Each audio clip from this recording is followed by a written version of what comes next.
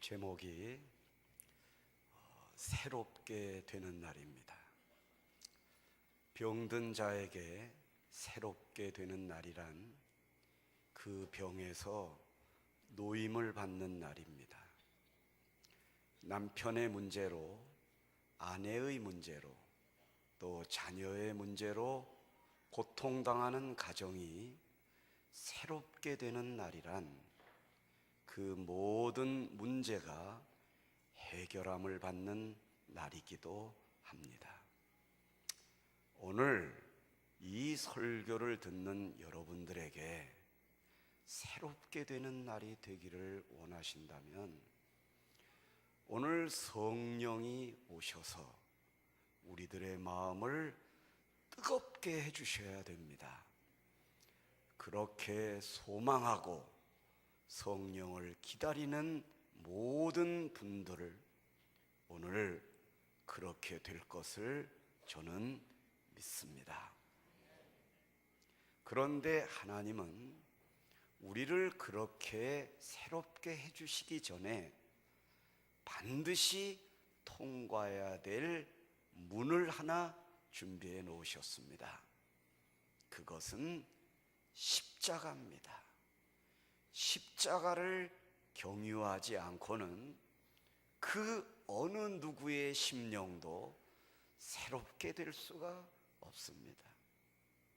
의사는 병을 고치는데 한계가 있고 부모는 그 문제를 해결해 주시는데도 자녀들에게는 한계가 있습니다.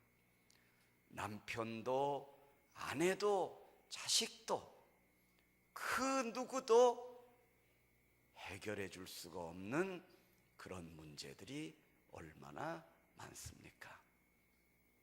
오늘 교회는 병원도 아니고 무슨 문제를 해결해 주는 그런 곳도 아닙니다. 그 병을 통하여 그 문제를 통하여 여러분의 영혼이 구원을 받게 하시는데 하나님의 목적이 있습니다. 오늘 본문을 통하여 하나님은 우리에게 그 방법을 보여주고 계십니다. 오늘 본문 가운데 3장 19절을 한번 보신다면 그러므로 너희가 회개하고 돌이켜 너희 죄 없이 함을 받으라. 이와 같이 하면 새롭게 되는 날이 주 앞으로부터 이를 것이요. 새롭게 되는 일, 이거는 주 앞으로부터만 올 수 있사오며 또 새롭게 되기를 원한다면 반드시 우리가 회개하고 죄 없이 함을 받아야만 새롭게 된다는 말씀입니다.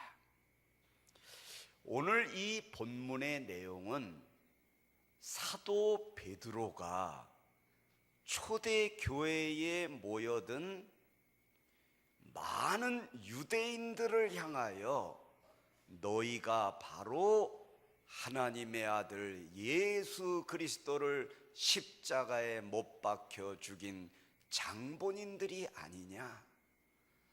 니네들은 하나님의 선민으로서 선택을 받은 사람들이라고 자처하면서도 정작 하나님의 아들이신 예수 그리스도를 십자가에 못 박힌 그렇게 죽게 만든 자들이 아니냐?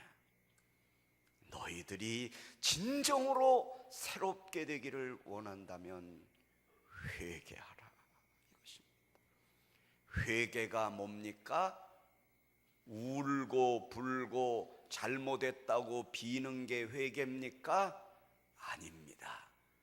회개는 잘못된 방향으로 가고 있는 나의 삶이 그 자리에서 돌아서서 반대 방향으로 가는 것을 회개라고 합니다.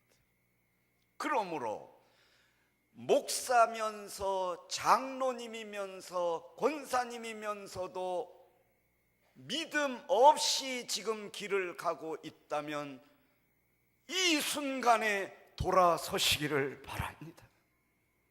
그러면 반드시 하나님은 우리를 새롭게 빚어주시는 것입니다. 사도행전 3장 2절에 보면 오늘 사도 베드로가 이 설교를 하는데 왜 설교를 하냐면 사실은 베드로가 성전으로 이렇게 기도하러 올라가는데 그 앞에 나면서부터 한 번도 걸어보지 못한 40여 세나 되는 어느 사람이 성전 미문 앞에서 구걸을 하며 베드로를 바라볼 때에 베드로 사도가 그의 오른손을 잡아 나사렛 예수의 이름으로 일어나 걸을지어다 하며 일으켜주는 장면이 바로 앞에 있었습니다. 이런 장면을 보고 유대인들이 시비를 건 것입니다.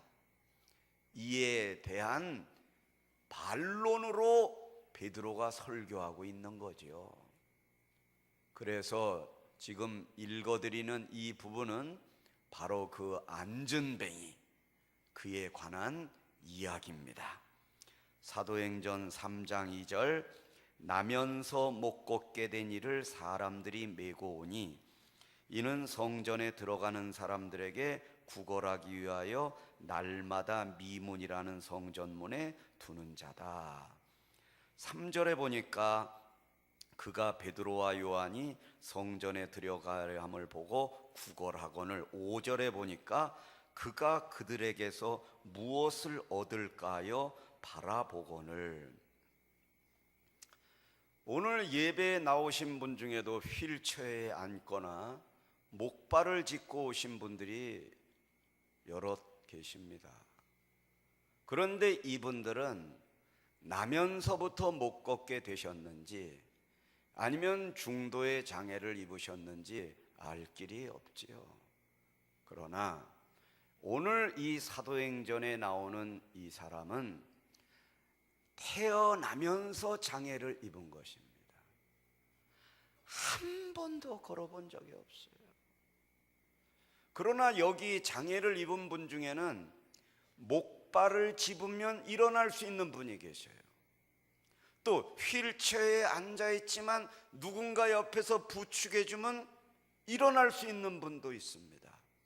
그러나 이 사람은 그 어떤 보조기구나 그 어떤 분의 부축이 있어도 못 일어납니다. 일으켜 앉혀놓으면 또 쓰러집니다. 전신 마비 환자죠. 하나님은 이 사람을 새롭게 하시기 위하여 이 사람을 아무것도 못하게 만드신 것입니다. 또한 이런 아무것도 할 수 없는 이런 걸 통해서 나는 아무것도 아니구나, 이걸 깨닫게 해주시는 것입니다. 마가복음 8장 23절에 이런 말씀이 있습니다. 예수께서 맹인의 손을 붙잡으시고 마을 밖으로 데리고 나가사 눈에 침을 뱉으시며 그에게 안수하시고 무엇이 보이느냐 물으시니, 하나님은 이 맹인을 새롭게 하시기 위해서 그에게 찾아오셨습니다. 그래서 지금 맹인이 예수님 보고 내 눈을 뜨게 하여 주옵소서, 병을 고쳐 주옵소서. 그럴 때 예수님이 이 환자를 치료해 주시기 전에 한 단계를 거치십니다. 그의 손을 붙잡으시고 마을 밖으로 데리고 나가십니다. 이해할 수 없는 일이죠. 맹인이 그 자리에서 고쳐달라고 하면 예수님이 그 눈에다가 안수를 하시고 일어날지어다 하시면 될 텐데 그의 손을 붙잡으셨어요. 맹인의 손을. 그리고 데리고 나가신 거예요. 여기서 데리고 나가셨다, 이 표현은 원문에 보면 이런 뜻이 있습니다. 그의 손을 붙잡으신 다음에 그 맹인을 예수님의 어깨에다 이렇게 매셨다. 길 잃은 어린 양을 절벽 밑에서 찾으셔서 그 양을 어깨에 매셨던 주님. 주님은 우리를 이렇게 등에 메고 우리를 치료하십니다. 여러분, 여러분의 자녀가 어렸을 때 남편이 그러잖아요. 여보, 아기를 업고 가야 되겠습니다. 이러지, 여보, 걔 좀 메고 나오시오. 이러진 않습니다. 메고라는 것은 사람에게 쓰지 않습니다. 정육점에 달려있는 소고기, 돼지고기를 트럭에서 정육점으로 옮길 때 그 아저씨들이 소고기를 업고 옮긴다고 그러지 않죠. 소고기, 돼지고기를 어깨에 메고 옮긴다고 하는 것입니다. 이 맹인을 어깨에다 메시는 순간 너는 소고기나 돼지고기처럼 그 이상도 그 이하도 아님을 알아라. 너는 흙이니 흙으로 돌아갈지니라.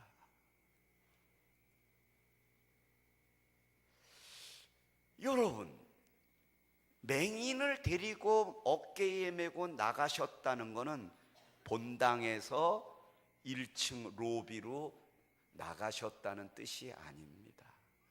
마을 밖으로 나가셨다는 것은 광야로, 들판으로 나가셨다는 거예요. 최소한 우리 상계 성전 꽃동산교회 본당에서 예수님이 여러분을 어깨에 메시고 최소한 노원역 정도까지 메고 가셨다는 의미가 있습니다. 왜 그러면 메고 그 마을에서 고쳐주시지 그 멀리까지 메고 나가셨을까요? 그 중간에 회개하라고 그런 것입니다. 회개하라고. 고쳐주세요, 이거는 기도입니다. 그런데 기도는 반드시 회개가 먼저 있어야 됩니다. 고쳐주세요 그러기 전에 먼저 죄를 회개하지 않으면 고쳐지는 역사는 없습니다. 또 회개에 앞서서 먼저 해야 되는 게 있는데 그게 감사입니다. 감사가 없는 회개 아닙니다. 그러므로 맹인이여, 그대가 내 어깨에 매어 저 광야까지 나가는 동안 감사해라, 이겁니다. 맹인이 된 것을 저주하지 말고 부모를 원망하지 말고 하나님께 감사하라. 그리고 회개하라. 그리고 죄 없이 함을 받아라.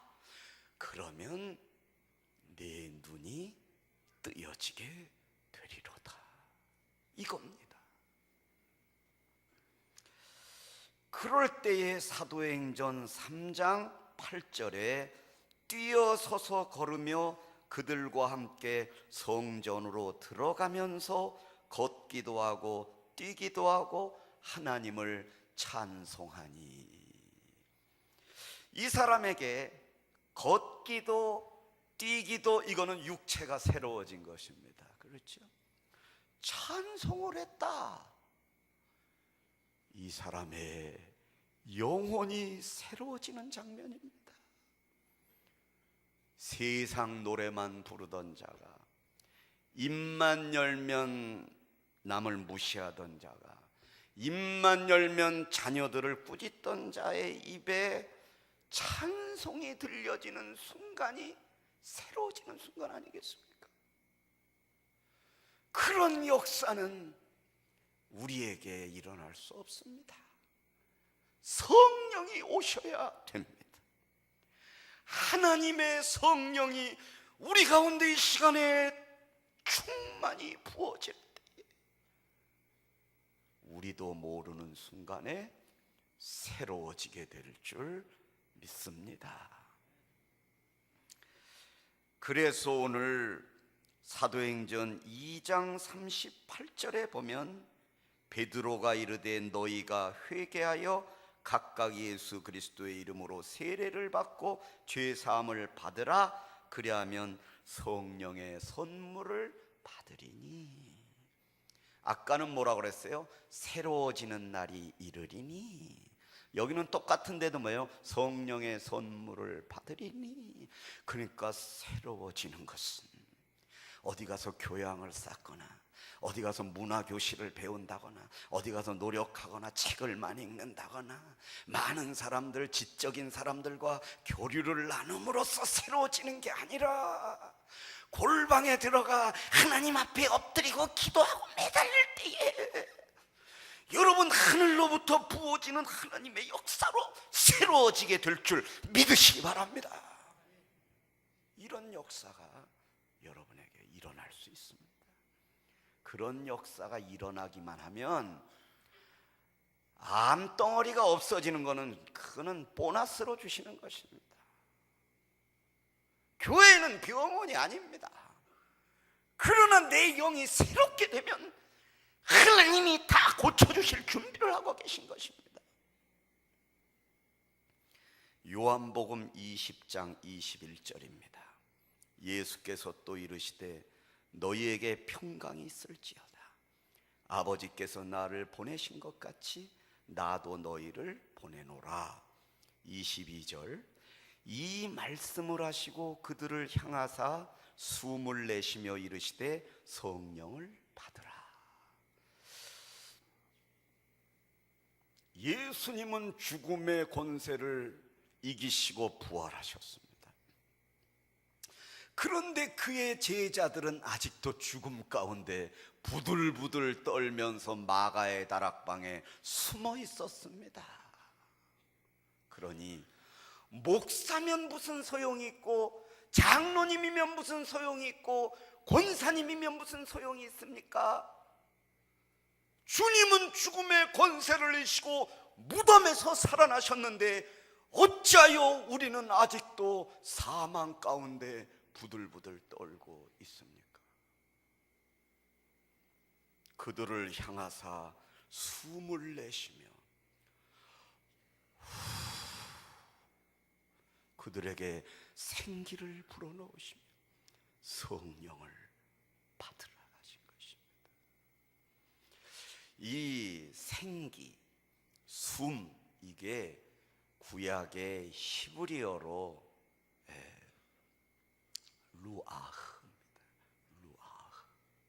이거는 생명, 숨, 호흡 이런 뜻입니다.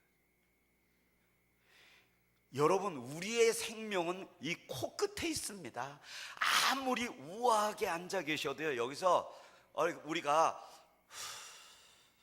내쉰 숨을 다시 못 마셔드리면 죽는 겁니다. 뭐 별거 아니에요. 뭐 여기서 이렇게 여러 번 이렇게 설교를 해도 이거 못하면 그냥 시름시름도 아닙니다. 5초도 안 걸립니다. 그냥 저 의자에 쓰러져 죽어야 되는 것이죠. 성령을 이렇게 받지 못하면 우리는 영적으로 숨을 내쉴 수도 없고 숨을 들이마실 수도 없고 행복하지도 않고 활력도 없고 죽음 가운데 있는 것입니다. 요한복음 1장 42절 데리고 예수께로 오니 예수께서 보시고 이르시되 내가 요한의 아들 시몬이니 장차 게바라 하리라 하시니라. 게바는 번역하면 베드로라. 너는 이제 시몬이 아니라 베드로다. 너는 하루 벌어 하루 먹고 살아가는 그런 인생이 아니라 이제 영혼을 구원하는 일이 너의 주업이니라. 너는 육신을 위하여 살지 말고 주를 위하여 살아라. 그 이름이 베드로다. 그러나 베드로는 그렇게 살지 못했습니다. 마가복음 14장 37절에 돌아오사 제자들이 자는 것을 보시고 베드로에게 말씀하시되 시몬아 자느냐? 네가 한 시간도 깨어 있을 수 없더냐? 여러분, 베드로에게 베드로야 자느냐 이러지 않으셨습니다. 시몬아 자느냐? 너는 아직도 자고 있구나. 너는 아직도 베드로가 아니구나. 너는 옛날 그대로구나. 이름만 베드로로 주어지면 뭐하냐? 이름만 직분을 받으면 뭐하냐? 너는 자고 있는 안타까운 영혼일 수밖에 없구나. 누가복음 22장 31절에 시몬아 시몬아 보라 사탄이 너희를 밀가부로 하려고 요구하였으나, 사탄에게 놀이개감이 되고 있는 순간에 베드로야 베드로야 이러지 않으셨습니다. 시몬아 시몬아 사탄에게 네가 놀아나고 있구나, 이겁니다. 마가복음 8장 33절에 예수께서 돌이키사 제자들을 보시며 베드로를 꾸짖어 이르시되 사탄아 내 뒤로 물러가라. 네가 하나님의 일을 생각하지 아니하고 도리어 사람의 일을 생각하는도다 하시고, 그 사람의 생각 속에는 하나님의 일을 생각하지 않습니다.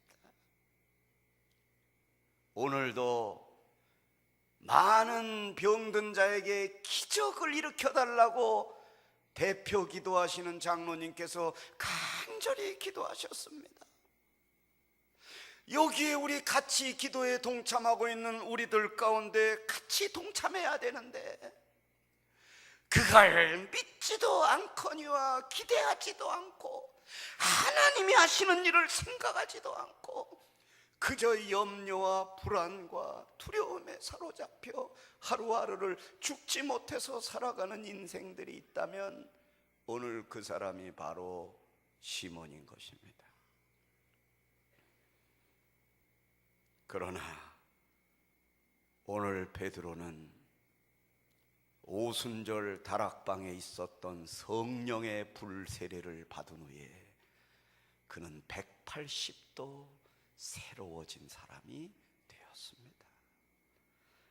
마지막으로 한 구절 봅니다. 사도행전 9장 40절 보면 베드로가 사람을 다 내보내고 무릎을 꿇고 기도하고 돌이켜 시체를 향하여 이르되 다비다야 일어나라 하니 그가 눈을 떠 베드로를 보고 일어나 앉는지라. 베드로는요, 예수님과 함께 동행했던 3년 동안에는 이런 일은 상상도 안 했고 기대도 안 했고 믿지도 않았습니다. 그러나 그가 예수 그리스도로 새로워진 후에, 성령의 불을 받은 후에는 그가 죽은 자를, 시체를 향하여 일어나라, 주 예수께서 너를 살리시는도다, 일어나라 하니까 그 시체가 일어나고 있습니다. 오늘 이 본문에 보니까 시체를 향하여 이르되 바로 이 앞에 무릎을 꿇고 기도하고 돌이켰다는 기록이 있습니다. 바로 베드로가 새롭게 된 결정적인 단서를 우리는 여기서 찾을 수가 있습니다. 기도했다. 뭐 우리도 기도하지 않습니까? 그러나 하나님은 또 이렇게 우리가 이 말씀을 흘려보낼까 봐 무릎을 꿇고 기도했다. 무릎을 꿇었다는 의미는 다 내려놨다. 나는 아무것도 아니다. 나는 예수님이 내 손을 잡고 어깨에다 메어 주셔야만 예수님 어깨에 있을 수가 있어요. 예수님 어깨를 업힐 수도 없어요. 손으로 예수님의 어깨를 붙잡을 힘도 없어요. 아무것도 할 수 없어요. 무릎을 꿇는 것입니다. 그럴 때 새롭게 되는 역사가 일어납니다. 절망과 좌절에 여기 나온 사랑하는 성도들에게 오늘이 그날이 되시기를 바랍니다.